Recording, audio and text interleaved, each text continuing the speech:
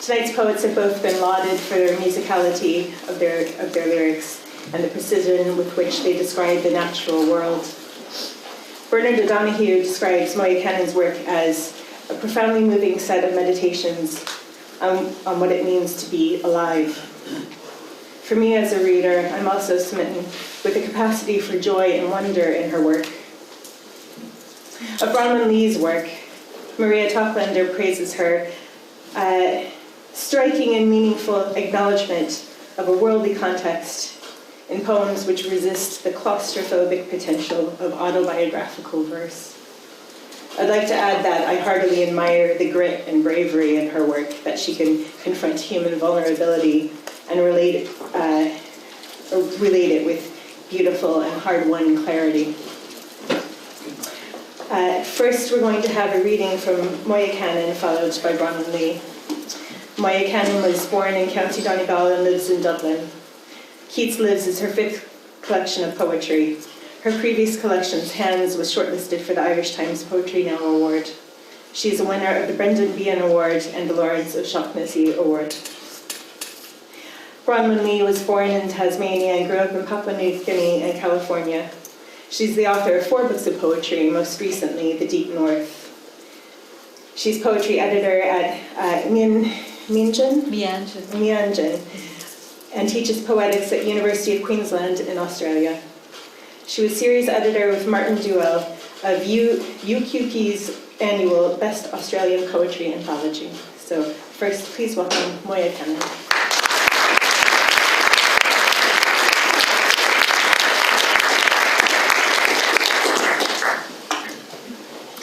Good evening. It's a real pleasure to be here, and I'd just like to start by thanking Patrick and Gillian and all the people who have made us so welcome here and who've looked after us so well. I said, I feel this looks like what I imagine a stag party.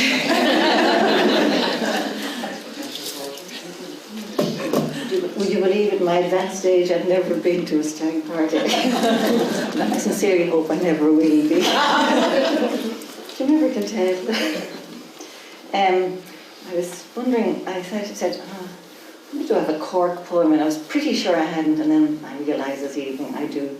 So I'm going to start with it, and it's John McAuliffe yesterday wanted read a poem about Kilcolman, and this is also called Kilcolman.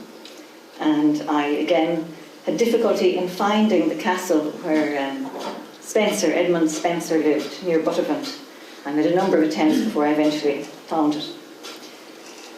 And there's very little left of it. And there's a little remains of a nest with some little animal bones in it.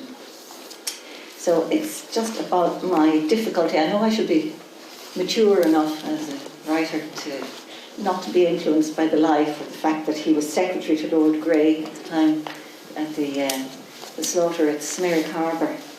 But I find it very hard to warm to, I admire him, but I find it difficult to warm to his poetry. And this is just an exploration. I feel a little guilty about that. I feel I should have more distance. But this is an exploration of that. There's a quotation from a document called A Brief Note on Ireland, which used to be attributed to Edmund Spenser. It no longer is. But it's from that period, just after his death. He said, "Great force must be the instrument, but famine must be the means, for till Ireland be famished, it cannot be subdued. In my palm lie 3 rabbit bones, picked clean by an owl who carried them home to this last tower of a castle, where a poet praised his queen in limber verse, where every bank now brims with primroses in a spring that is late and most intense. Here cattle fields are electric fenced, mallard and moorhen nest on the lake, and steps descend to a covered well. Here the adventurer knew little peace, gave little in return, but laboured to praise the power that brought him into this place. From here, his grandson would send to Lord Cromwell a plea against banishment to Connaught, would claim that, having come to the age of discretion, he had renounced his mother's popish religion, that in that province he would be placed in peril, as his late grandfather's writings touching on the reduction of the Irish to civility had brought upon him the odium of that nation. How barbarous the price of courtly ways, the castle torched, a newborn child dead, the poet dying in London for want of bread, earlier the slaughter at Smerwick, and in subdued Munster the Irish, starved and sick, creeping from their wooded cover on their hands, for their legs would not carry them. How hard, even still, to love the well-turned verse, whose felicities were turned on such a lathe. I'm going to read a poem for the year that's in it. It's called The Countermanding Order, and it's one that I've been trying to write for a number of years, and just trying to get a correct balance. I was 10 years of age in 1966. They say, Oscar Wilde used to say, you should never believe a woman who tells you her right age, because a woman who tells you that will tell you anything. Anyway, being 10 years of age, I was allowed to stay up to watch Insurrection, and I was very keen to die for Ireland at the time. And, I was very sorry. My grandfather had headed off to in his horse and trap from a little farm in East Tyrone to die for Ireland, and we were very disappointed in one way that he actually received the countermanding order sent out by Owen McNeill, and he was sent home. So it was a bit embarrassing not having a hero in the family. But even then, I just wonder how my grandmother felt about it. And my mother used to say, she was never. She said she used to say, my mother was a baby at the time, but she said that her mother said she was never ever so happy to hear the sound of horses' hooves as on that occasion.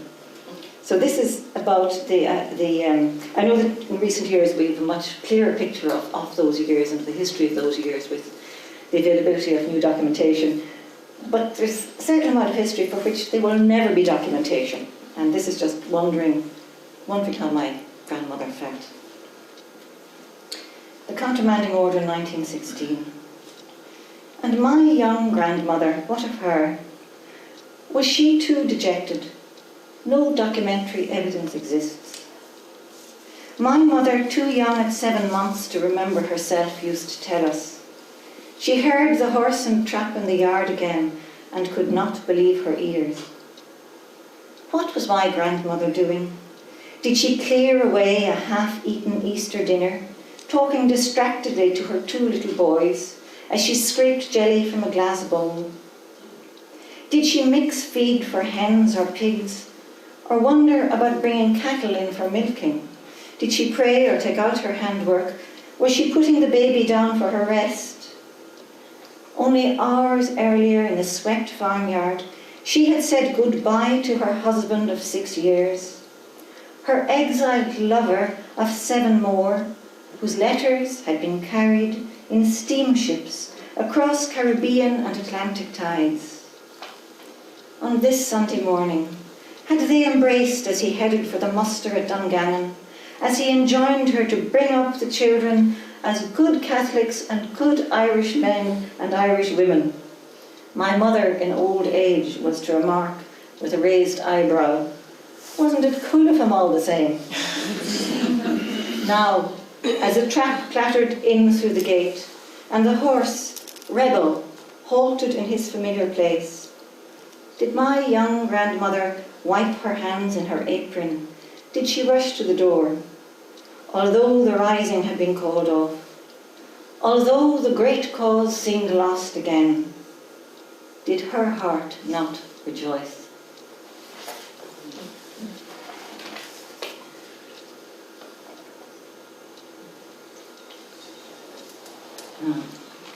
The trick I find is to find the list and not to lose it.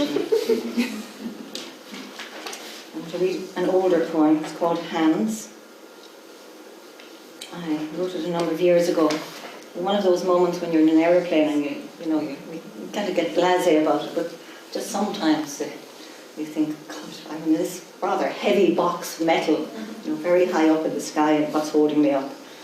We were I was coming back from, it was a wonderful opportunity to visit the city of Buenos Aires, and we were passing over Fortaleza, a city of which I hadn't heard at the time. I believe there have been a few football matches played there since, and got a bit more famous. Hands. It was somewhere over the northeastern coast of Brazil, over Fortaleza, a city of which I know nothing, except that it's full of people, the life of each one a mystery greater than the Amazon. It was there, as the toy plane on the flight monitor nudged over the equator and veered east towards Marrakesh, that I started to think again of hands, of how strange it is that our lives, the life of the red-haired French girl to my left, the life of the Argentinian boy to my right, my life, and the lives of all the dozing passengers who are being carried fast in the dark over the darkened Atlantic. All of these lives are now being held in the hands of the pilot, in the consciousness of the pilot. And I think of other hands which can hold our lives. The hands of the surgeon, whom I'll meet again when I return home. The hands of the black-haired nurse, who unwound the birth cord from my neck. The soft hands of my mother, the hands of those others who have loved me, until it seems almost as though this is what a human life is, to be passed from hand to hand, to be borne up improbably over an ocean.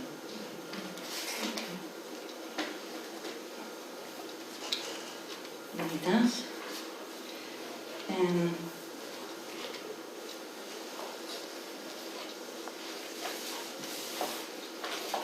Two ivory swans.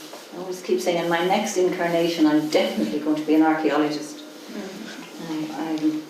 That's it by the fact that art, our need to make something beautiful is so very old. Wonderful art critic John Berger says art is born like a foal that can walk straight away. It seems to be, since we were perhaps, the very earliest evidence of our humanity is in cave paintings and musical instruments from almost from, sort of 40,000 years ago. This is about two beautiful little ivory swans which came from a lake in Russia, were made 20,000 years ago. I saw them in a museum, in the British Museum. Two ivory swans. Two ivory swans fly across a display case as they flew across Siberian tundra 20,000 years ago, heralding so on an inland sea. Their wings, their necks, stretched, vulnerable, magnificent. Their whooping set off a harmonic in someone who looked up, registered the image of the journeying birds, and, with a hunter-gatherer's hand, carved tiny white likenesses from the tip of the tusk of the great land mammal, wore them for a while, traded or gifted them, before they were dropped down time's echoing chute to emerge strong-winged, whooping to fly across our time.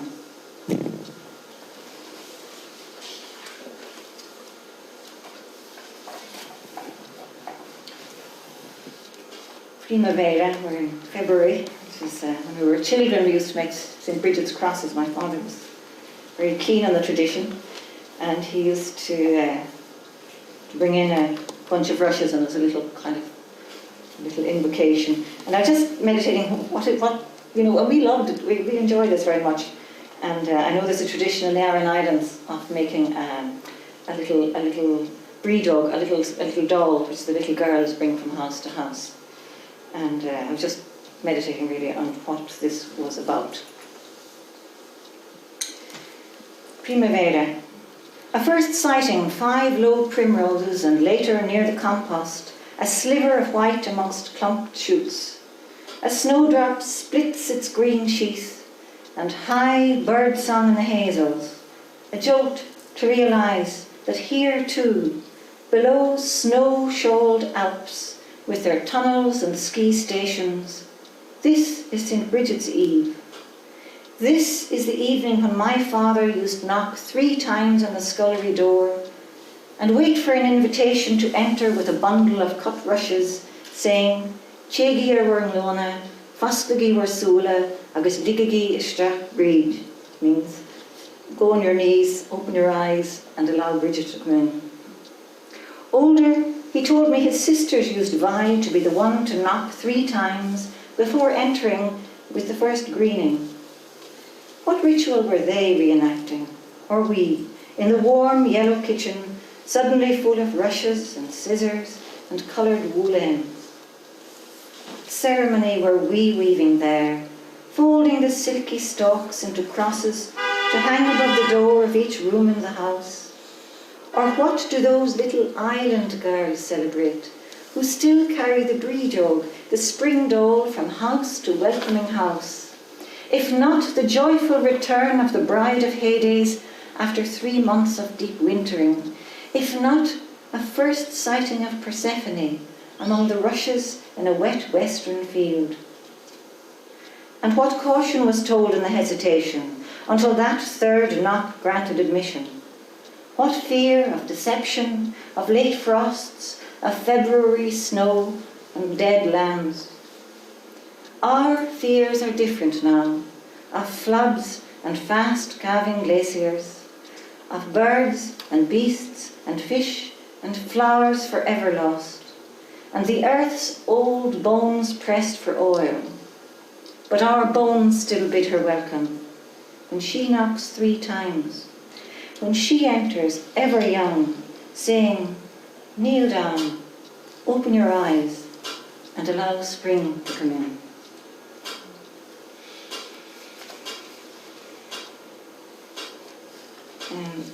The year before last, we were in Antrim, and a beautiful day beautiful sort of September day, and we met a little man, a small elderly man, and we had a bit of a chat with him, and the chat went in a direction we didn't expect at all.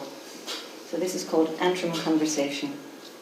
There's a little epigraph from Simone Weil. She says, pain and suffering are a kind of false currency passed from hand to hand until they meet someone who receives them but does not pass them on. We owe a lot to those people. Chalk is stained brown near the waterfall. It crumbles away easily as flint nodules are prized free. The flint itself is poised to split into slivers, a suggestion of blades, a memory of the trade this sharp wealth engendered. The small, tidy man who paused on his stick to talk to us in the lane, on this Sunday of rose hips and blackberries, had a voice as soft as chalk. He spoke first of weather and houses and sheep, of a life working to put wee shoes on wee feet, and we talked on and on in September sunshine, until nodules of hurt washed out in the stream of his words. He spoke of being shaken awake as a child by uniformed men with guns, of his own young son beaten up, of prison, of not knuckling under, and then of his satisfaction on hearing a man's head had been blown off in a neighbouring town. History's hard cart rattled on, as flint nodules shattered into narrow weapons. We wondered dumb what shift of bedrock, what metamorphosis might heal such wounding ground. What do we know of the chalk, the flint of other souls, or of our own, or of what might break in us if history's weight pressed heavily down? How do we know that we could hold the pain and not pass on the false and brutal coin?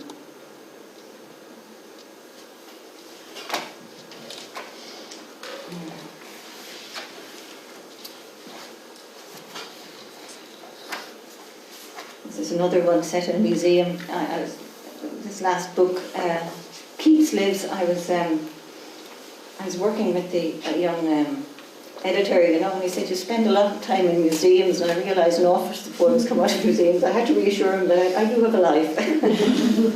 This is it's called Alice Licht, and it came from a visit to a little museum in Berlin, where this guy, Otto Veit, he originally was a wallpaper hanger, and then he started to go blind, so he trained in making brushes, and then he opened a little factory for making brushes. And he sheltered a lot of Jewish people who were blind and deaf, and some that weren't. And at one stage he went to Auschwitz to get people out. Alice Licht. Three ordinary shoe brushes in a museum case. The kind of brushes whose soft swish I used to hear every morning. My father feeding the leather of his creased brown shoes. The Reich needs brushes, the half-blind Otto Veit insisted, thumping the table of a Berlin police station. And I need my Jews to make them. Give me back my Jews. With the help of his ally, the policeman, he got them back. Those blind and deaf Jews, and some he pretended were blind and deaf. He led them back in a long line like children holding hands. Children released from a door in the mountainside to Rosenthaler Street, where they worked for 2 more years, making brushes, binding brooms, in his small factory in the Höfe, with its narrow rooms painted with pink and green borders, with its windowless room at the end where he hid a Jewish family. And once he drove in his car to the gates of Auschwitz to sell brushes, as if any brush could clean a hell floor, his purpose being to carry back 3 Jews, a young woman, Alice Licht, and her parents. The parents died, as did in the end all the blind and deaf brushmakers, in spite of Otto's ruses and bribes. They were swept up one morning, late in the war, by men in shining boots. His message was passed to Alice Licht, and she at last escaped to Berlin, stood at his window as the war ended, a small light, like courage or blind hope.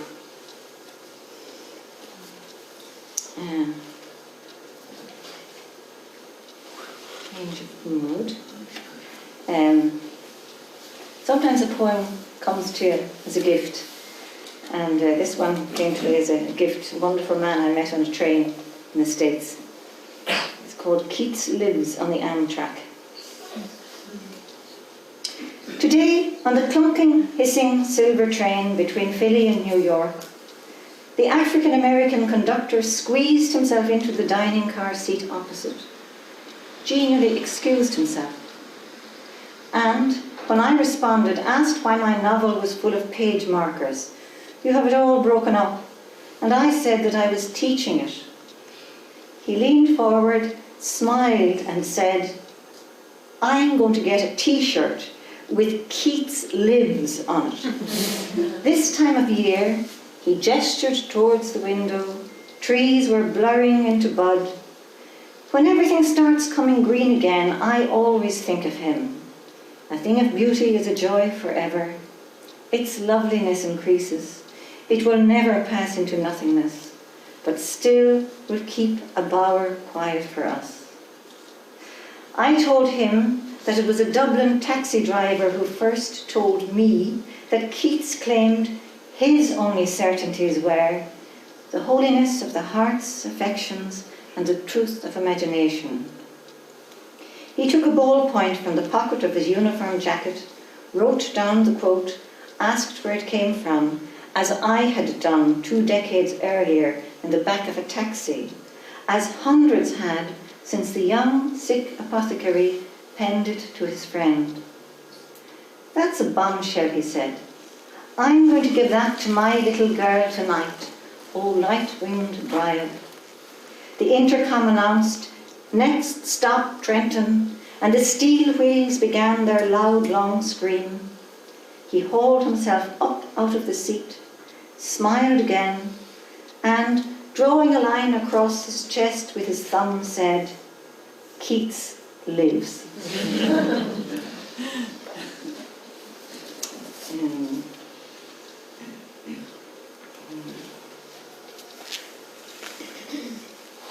Okay, I'm going to read a very short little poem, and a short new poem actually. It's called October 1945. I was in Japan recently, somewhere I always wanted to go. Actually, I'm going to read another Japanese poem after it. I was in Hiroshima and visited the Peace Museum there, which is a very, very moving place. October 1945. It was 2 months later, 2 months after a small sun emptied its belly over the city and pressed Hiroshima into the ground. After 2 months of trudging and turning rubble, she found it, under a melted bottle, her daughter's scorched wooden sandal. There was no mistaking the straps she had made from her old kimono. And a different Japanese poem called Viewing the Almond Blossom.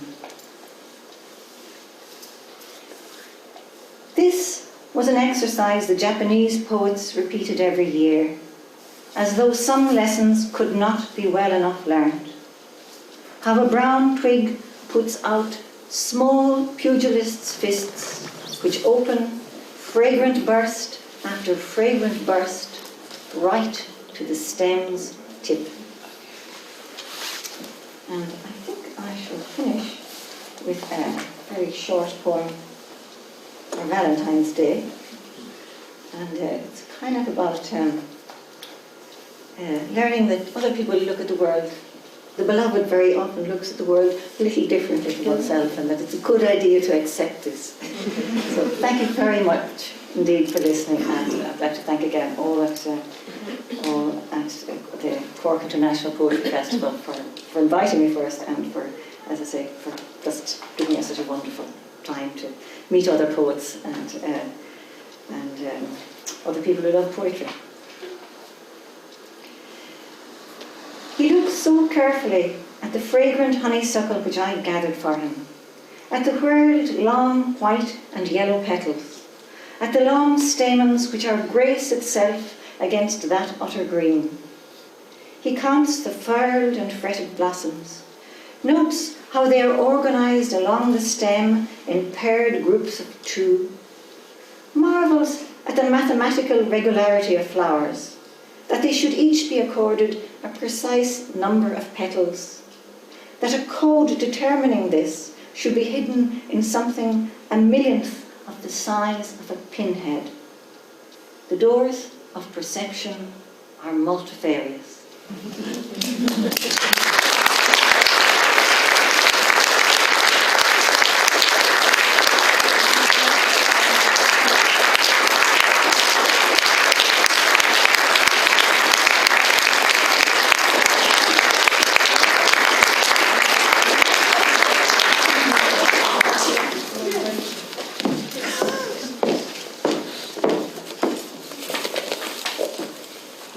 Thank you, Moya.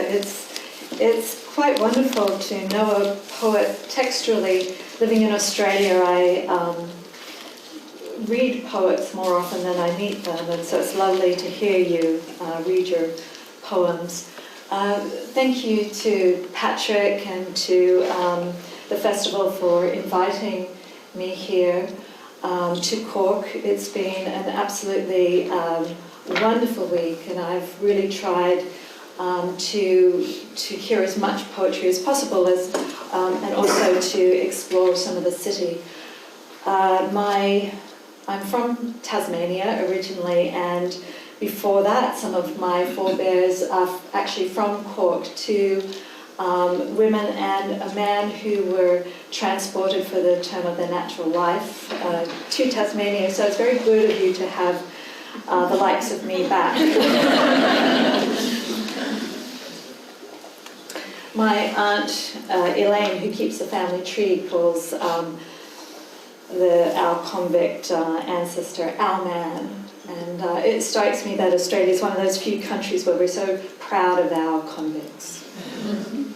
A few years ago, I was in South Africa, and my companion and I were driving along the coast, and we took suddenly a sharp right into the Great Karoo, into the desert, past the Valley of Desolation, and beyond, and found ourselves in this little tiny outpost, really, not even a village, and there was a fossil museum, and there was an old man who was sort of bent over this fossil that he was working on, and it struck me that I'd always had the misconception that archaeologists or anthropologists would sort of dust away the dirt or the sand and uncover the fossil. But it's actually, when it's set in stone, it's a much more painstaking task than that. And this man had been working on liberating this fossil from stone for many, many years. And he took time out that afternoon to show me how to find fossils. And basically, if you're wondering how you do that, is you walk out into a field and spit on every stone that you encounter, and if it stays white, that's a fossil. This poem is called How to Become a Fossil.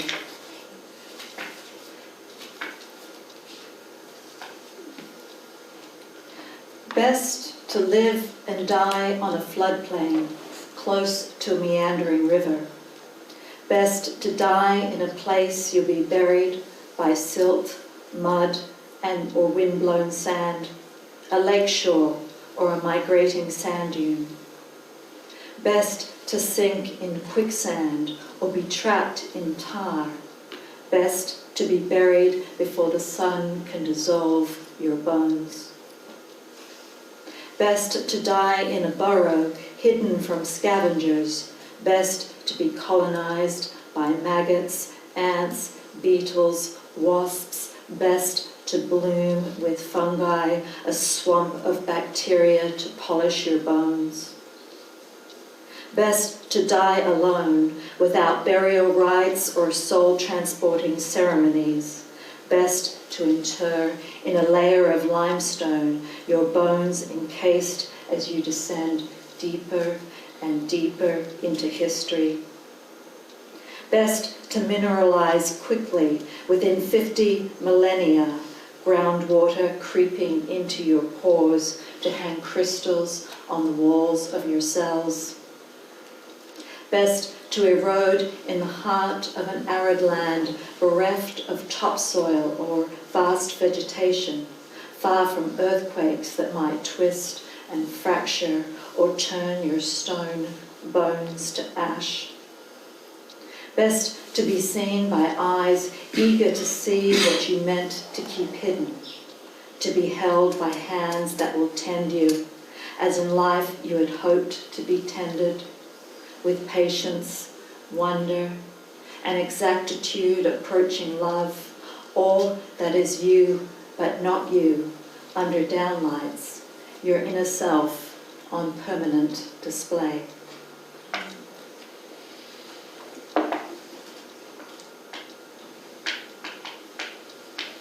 I grew up in the 1970s in Australia when many of the little towns were being constructed, and my father was a builder, and so we went from town to town, desert town to desert town, and then from there I moved to Southeast Asia for about a decade, and from there to California.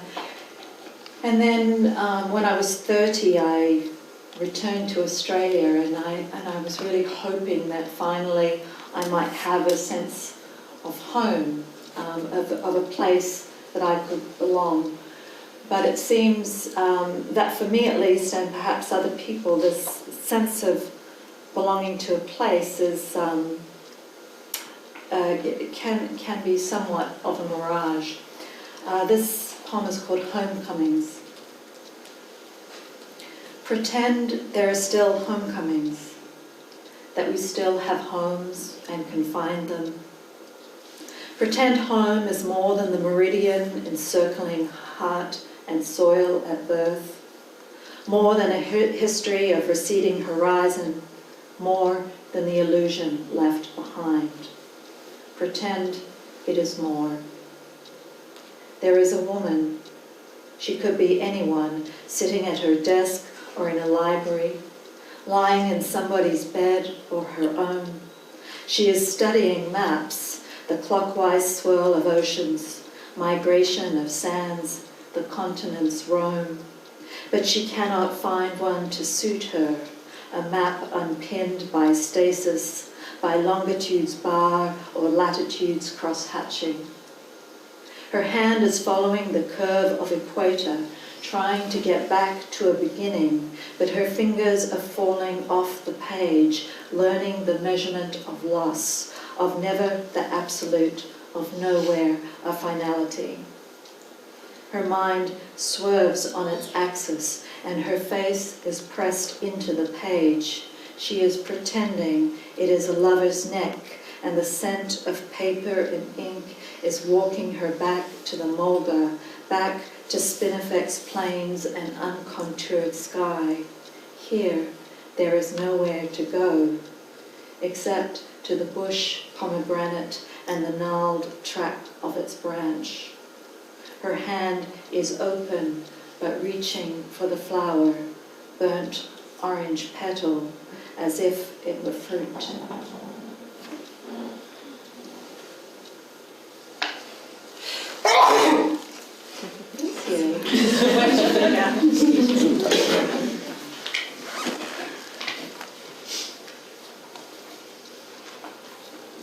A couple of years ago, I had a birthday, which I try to do every year. And around this time, I was reading a woman's magazine, and I came across the phrase, the rather quaint phrase, women of a certain age.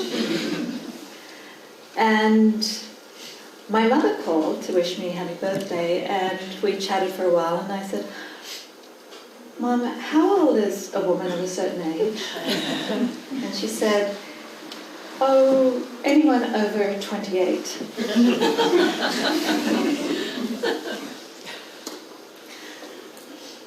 Women of a certain age are waking up in the middle of things.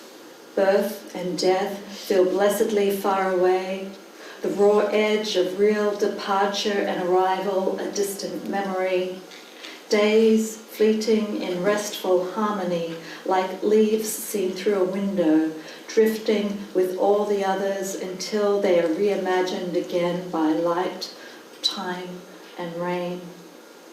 Women of a certain age awaking to the sound of their breathing, which through the long dark hours has frightened them.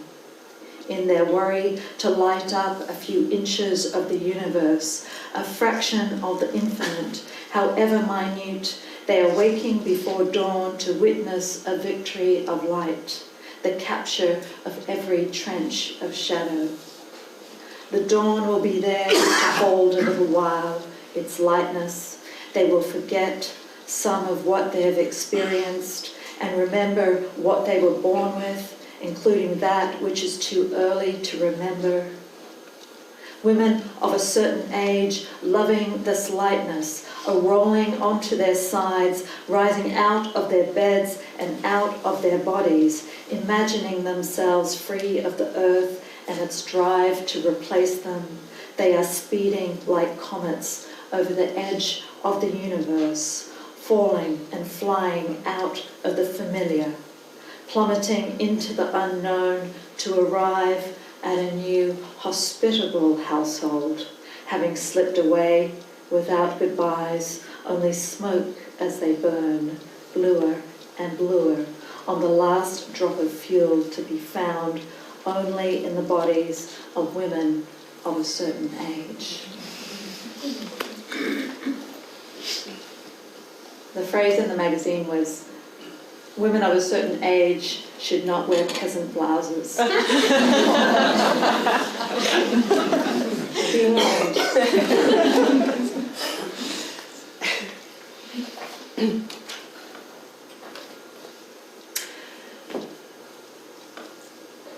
Last night, John read from his book, The Way In, and this poem is called The Other Way Out. And it comes from, I suppose, autobiographically, from when I was a child growing up in the 70s. My mother became a Buddhist, and she would take us to Buddhist communes. And I picked up along the way that the cause of suffering was desire. And so I would try to be a very good young Buddhist and try to want not with all of my heart, but it was so difficult. And then I went to university and I studied literature and I studied Lacan, and he had this idea that the way out of suffering was through desire. So I had these two ways, and all my life I've been oscillating, I think, between them. The other way out. One way out of the insufferable medium of a parboiled heart is to desire until your lungs expand like a universe light years away from implosion. Forget this wanting a lot of things, or its converse. Aim to want it all. The red dress, red shoes, the body with its yellow fat and red muscle shifting your mysterious bones. Another way out is to exhale, to toss everything until you are left with only the desire to toss things out. Get rid of that too. Tell the world it can't fire you because you've quit. Say, self, sit till you no longer want to blaze in paradise. Stand in the corner until each thought is a fly crawling across the white wall of your flesh. Whether you walk the ascetic alley, barefoot on the dead tufted earth, or gape inside the Rococo theatre, your hands parting the velvet curtain, step out, step through, meet me out back. I'll be the one who is smiling.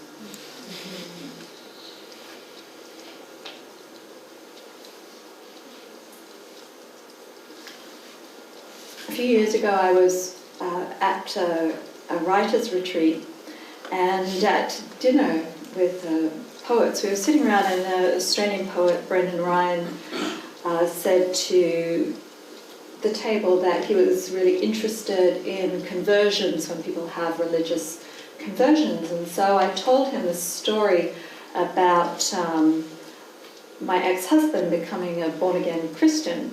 And he was American, so perhaps that makes more sense. Anyway, he was very taken with this story, and he said, "Oh, you should write a poem about that," which is that phrase that poets say to each other. So I went and I tried to write the poem, and I couldn't do it. And then I just had this thought, well, just write it how you told the anecdote. And so it's one of those poems that came out rather quickly. It's set in California, and I lived in this little tiny town called Idlewild, which is, if any of you have been to Palm Springs, east of Los Angeles, so when you look up to the mountain range, to the snow-capped peaks, there's a little town up there, and I lived there for about 6 years. And this poem is called Born Again. After the divorce, he sold his house by the beach and drove his Volkswagen into the desert to die. He was gone a year. I was living 1 vertical mile above the desert floor, where he slept in his car, in a house that overlooked a great sweep of rocks and woodlands. Instead of dying, God spoke to him. God forgave all his trespasses, but I didn't forgive his trespasses against me. My heart was a long ledger. One day, he returned to collect our daughter. My house was snowbound. I left him to stand in the weather while I gathered her things. It took a little while. When I returned, he was gone. Typical. I looked around. Sparrows scratched at the snow looking for seeds. I saw a figure kneeling by a large granite boulder. The ponderosa above him was weighted with snow. The knees of his jeans were wet, snowdrifts on his shoulders and backs of his shoes, snow collected on his upturned palms. I felt its coldness, such intimacy we had never shared. Sometimes grace comes like that. It falls like snow.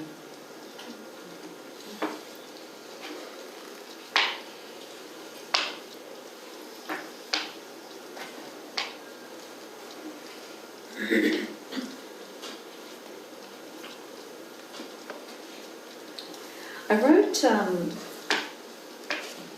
my doctoral dissertation on the Australian poet Les Murray, and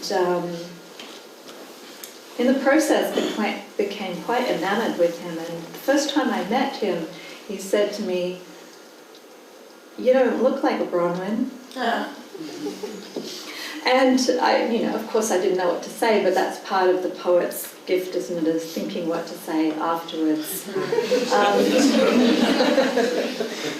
So this is what I call my most narcissistic poem, and some might say there are a few of those, but this one is called Bronwyn Lea. And it is narcissistic, but it's also about poetry and how the great poets of our lives are our parents, who give us our names, who lie in bed and talk to each other and say, not Bronwyn, I knew a Bronwyn, and so on. So, Bronwyn Lea. As Maureen O'Hara did, my mother named her daughter after Annalise Bronwyn Morgan from How Green Was My Valley. I like to think she did not know the burden she was inflicting, with a name meaning white breast, from the Welsh brawn meaning fleshy and Gwen meaning blessed. The metaphor was lost on schoolboys who came up with more vulgar translations. Australian boys hadn't heard of Branwen, daughter of King Lar, sent to Ireland to marry Matholwch, then banished to the kitchen as a slave, her ears boxed daily by the butcher. Though if they had, I like to think the boys might have been more gallant. Branwen taught a starling to speak and sent it to Wales to tell her brother Bran of her plight. His army sailed to Ireland to rescue her, where a bloody battle broke out. 2 kingdoms destroyed on her account. Branwen fled to Aberalour and died of grief. Lea means meadow, perhaps the one where Branwen was buried, else a set of warp threads carried by the loop of a heddle. Swapping vows, Lea is a place sheltered from the wind, and back in Wales, Lea becomes a stream. Always in the plural, Leas is dregs, as employed by Macbeth to himself on the state of his soul. Renown and grace is dead, and the wine of life is drawn. The mere lees is left, this vault to brag of. Said quickly, my name is an adverb, attached to action so as to qualify it, as in to travel Bronwynly, which might be to travel within an ace of salvation or survive exile and die the first night home. But it is my first, not last name that leaps from the page. I like to think it is my true family name. Branwen, my foremother, ears bruised, pale breast exposed to the pale Welsh sun, she walks upstream, leaving no footprints, her vows mutating through the years, her consonance and grief her only constants. She stares at me as a hunter stares down a deer and smiles. My name fits me perfectly as the arrow fits its wound.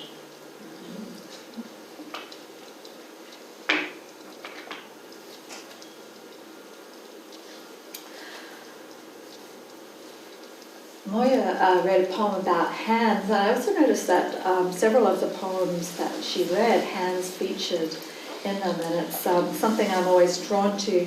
But poetically, I write a lot about feet. Socrates said, when our feet hurt, we hurt all over. I have a sequence of poems called 7 Feet and Where They're From, and other poems that have fed into that across several books. And what sort of intrigues me is the way that as humans across whatever continent we're from or whatever ethnic or racial background, our anatomy is all the same, but we experience our body very differently through our culture. So I have poems such as the Greek foot or the Portuguese foot or the Aboriginal foot, the American foot, and so on. But the one I'd like to read tonight is the Chinese foot. And it goes back to pre-communist era of foot binding, and where women would have their feet broken in half. And it never really surprised me why a woman would do this, because the answer is usually economic, and that's a rather a simple solution, a simple reason. But what surprised me more is why men might want women with broken feet, particularly when I read that what happens, I always thought they bound it so it just stayed small, but they actually take the foots like this, and then they, from the young girl, they bend it in half so it bends up, and they break it. And in this part of the foot, it's filled with blood and rotting flesh and sweat and pus. And the men would take swabs of it, like take the bandages off and take a swab and inhale it, and it was an aphrodisiac. And that seemed a lot more bizarre to me than a woman who might choose that to be done to her. The Chinese foot. The bandage wraps figure 8s around her heel, across the crest of her foot, and tightly over her toes, which are black and pressed to her sole, so that her arch breaks magnificently with the steep pitch of a temple. She lets her husband touch it.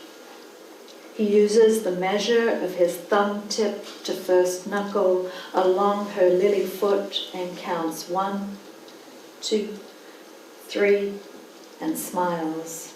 He brings it to his lips, inhales, and thanks the ancestors who also smile and wish him many sons. He has loved her since first he saw her, swaying in the courtyard like a little tree, her long braid blue under the moon, her lily feet dressed in green apple silk shoes. His mouth fell open at the sight, but he was careful when he exhaled not to blow her over with the white cloud of his breath. And just 2 more. I was thinking about, as we all have been this week, Valentine's Day, and I do have a few love poems, but I thought I'd read one called Palinode, which some of you will know. Palinode is when you take back the love poem after you've declared it.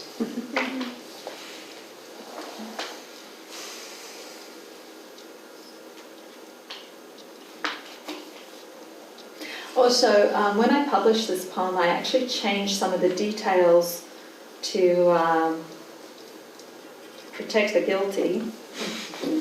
But I'm going to read it tonight. I'll see if I can do it without stumbling. I'll read it in the original, not as it's printed. Palinode. I've written before how I loved him, but I've never written how I disliked him too. A New York psychic said shallow and stingy, and I blinked and recognized his sign. He'd flirt with waitresses, then turn to me bored. After a flight, I flew across an ocean and a continent to see him, and he saw me once. I listened to his endless fears of my supposedly impending infidelity, and in 13 months he'd done it first. He was allergic to everything. My cat, my dust, my cooking left him red-eyed and apologetic as he drove home sneezing. I didn't mind the drink and smoke, but his weakness when he pledged to quit and couldn't made me turn away embarrassed. He was more knowledgeable than intelligent. He read the same books over and raged when I skipped the dull bits. He corrected my grammar in long-distance phone calls. He scarcely mentioned my poems. One night in Copacabana, he denied I beat him at backgammon, so I hit him with a pillow. He fell to the mattress laughing, his body convulsing around the pillow, and I asked, "What is so funny?" He said, "You. I'm just so happy with you."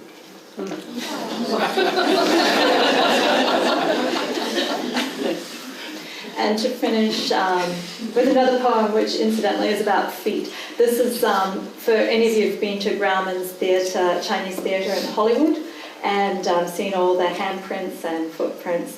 And if you've come across Betty Davis's footprints, they're quite astonishing because for such a fierce and fabulous woman, her feet are about a tiny, tiny feet. So this poem, I didn't write a single word of. Every single line is taken from the fabulous dialogue that was given to her in her films for Human Bondage and, oh, you name them. I'll keep the list short. Standing in Betty Davis's shoes. You cad. You dirty swine. No one has any rights about me except me. From head to foot, I'm one quivering mass of loathing. If you could read my mind, you'd shrivel where you stand. My passions are all gathered together like fingers that make a fist. You've the most amazing lack of humor of anyone I've ever known. You sound like a book, and a very cheap one. If I wanted to end up in the river, I'd have taken a jump off the Brooklyn Bridge. If I weren't in such a hurry, I'd break right down and cry. I've got things wrong with me that all the doctors in the world can't fix. If this is what you call living, I don't want a part of it. I'm humiliated to the point I must thank you. Some will wind up in the short end, but not me, baby. If I don't get out of here, I hope I die and burn. There's only one person in this town that does anybody a real favor. That's the undertaker. Carries them out. I don't say things nicely. I don't want people to like me. Nothing pleases me more than when they don't like me. Means I don't belong. I know all the angles and I think I'm smart enough to keep one step ahead of them till I get enough to pack it all in and live on Easy Street. I don't ask for things I don't think I can get. I'll get you, even if I have to crawl back from my grave to do it. Good. Let's have blood and destruction. I think I'll have a large order of prognosis negative. Fasten your seatbelts. It's going to be a bumpy night.